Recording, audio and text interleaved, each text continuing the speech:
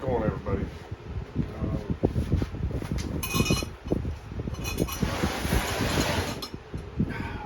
little bit of room here.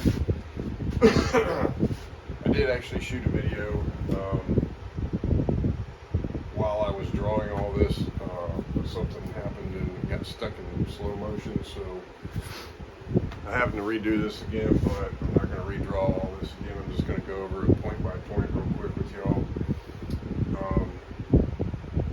The fuse box will be right here. All the different components in the motorcycle electrical components. This is the Dyna 2000i ignition. This is the shift button. This is the switching valve for the air shifter. This is that MPS kill box, electric kill for the shifter, shift light. This is the coil. These are the switches on the handlebars, on off, and the start button. Tail light, switch for that, and then of course the start for the engine. So all roads lead back to the fuse box, so to speak. We'll start with the 2000i. So it has 4 wires. You got a white, a pink, a blue, and a green. Everywhere that there's a little arch right here, that's so you know the wires don't intersect. It actually just is crossing over that area. Okay, so we'll start with the green wire. The green wire will go to the green wire on the shift light. That is your tachometer signal, RPM signal. Okay. The blue wire goes to one of the 2 negative posts on your coil, and then the blue wire is specific for the front cylinder. So whichever one of these 2 posts, you have that plug wire going to the front cylinder, doesn't matter which one. That will be where that blue wire goes. Okay. Right here. So that negative post. Okay. So pink wire, that will go to the rear cylinder. Again, either way, it doesn't matter. White wire goes to the positive post on the coil. And what it does here is you also have a wire coming from your fuse box right here. It goes up to that as well. So your 2000i picks up power together with the coil. So instead of running a separate wire all the way to that, it's picking up its power right here at the coil. Okay.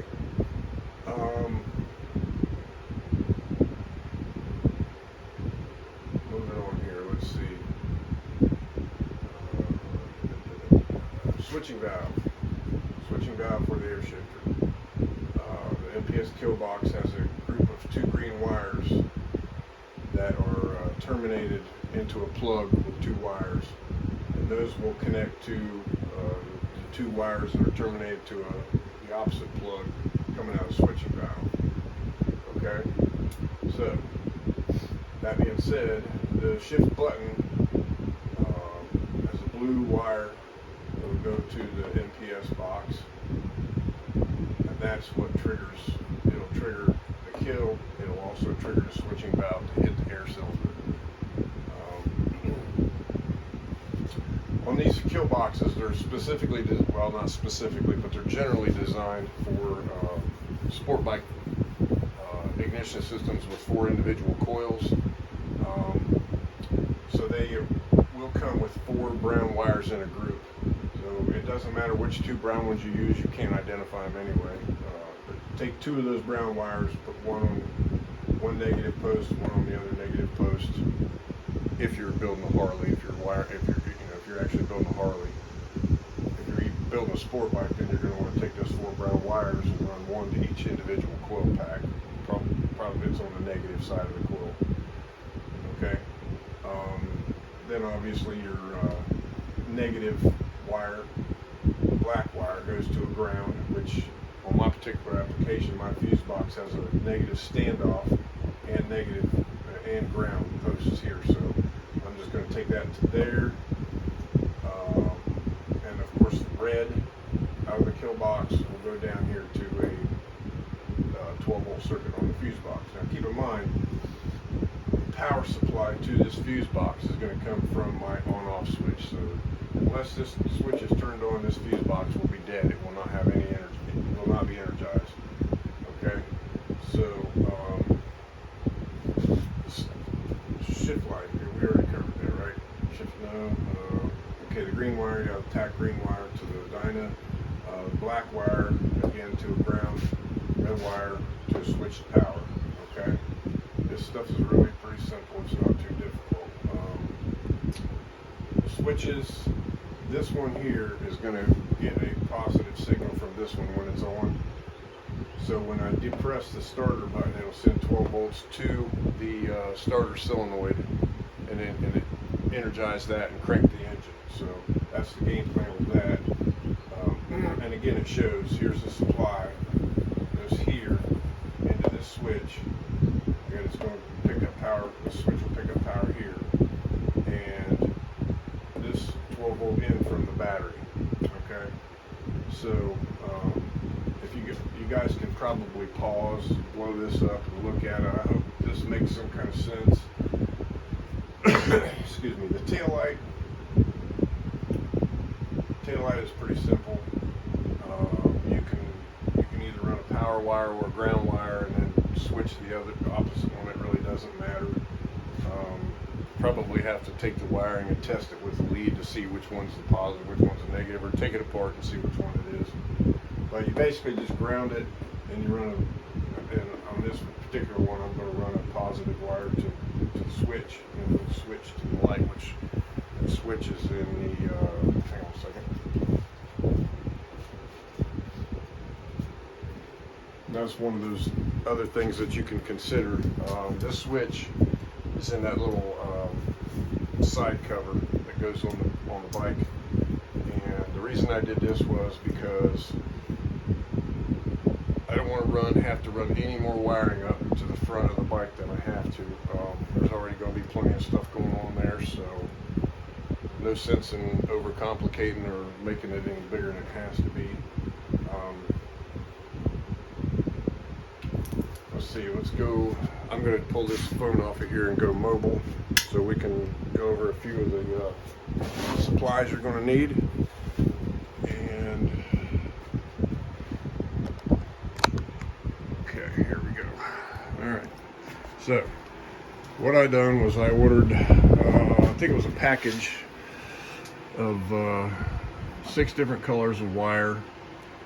I just put them on this handle right here, so it's easier for me to just pull wire off of and cut what I need. Okay. Some of the other items. So you got some zip ties. You're going to need some zip ties. This is the type of wire strippers that I prefer to use. Again, you can use any tools you have, got, whatever. If I do need to crimp anything, this right here is a Channel Lock brand. You can buy them.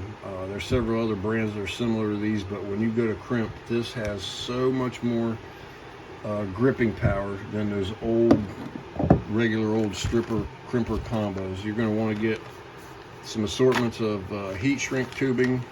Okay. This right here, I picked these up a few years back. I have used them on several applications, mainly on my boat that I was working on, but they are a solder. Got a little bit of solder in them, and then they shrink and seal. So I've had, let's say, limited success with these things. I'm probably not going to be using any of that on this bike. This is my kit that I've collected over the years. Wired, I don't know how many bikes, I lost count. But there's some different, let's see, your solder, right? Okay, so this is Master Mechanic Electrical Solder. You tell you how long I've had this stuff for, probably 25 years. This roll, it's almost gone finally. let's see. This was a tub of flux. As you can see, I'm just about out of that.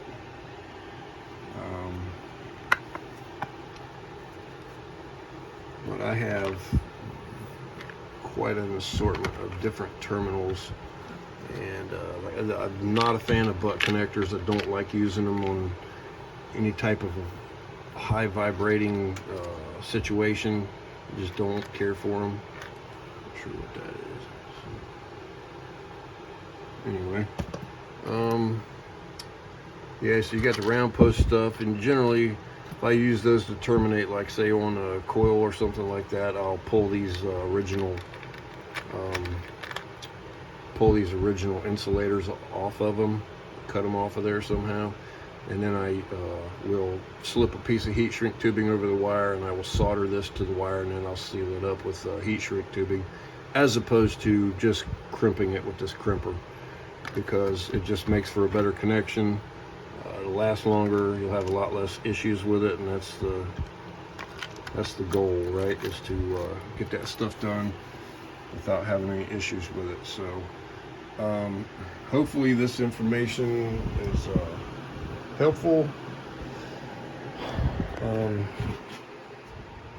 It's a little early in the morning, the sun is shining bright coming in here.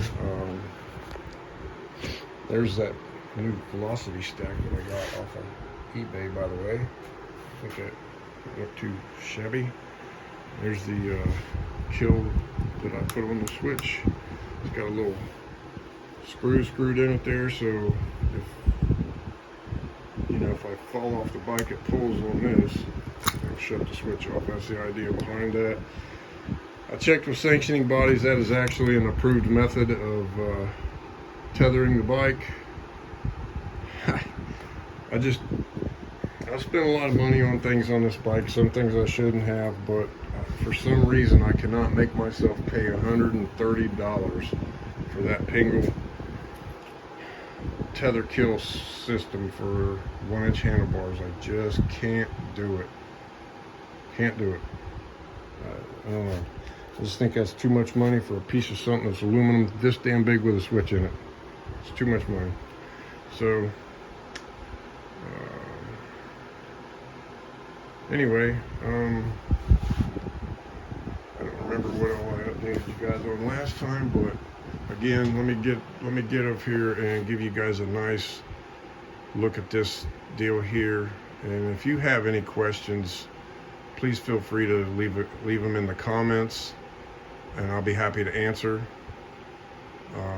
Hopefully this is helpful for y'all, and I will post another video when I start the wiring process on this bike.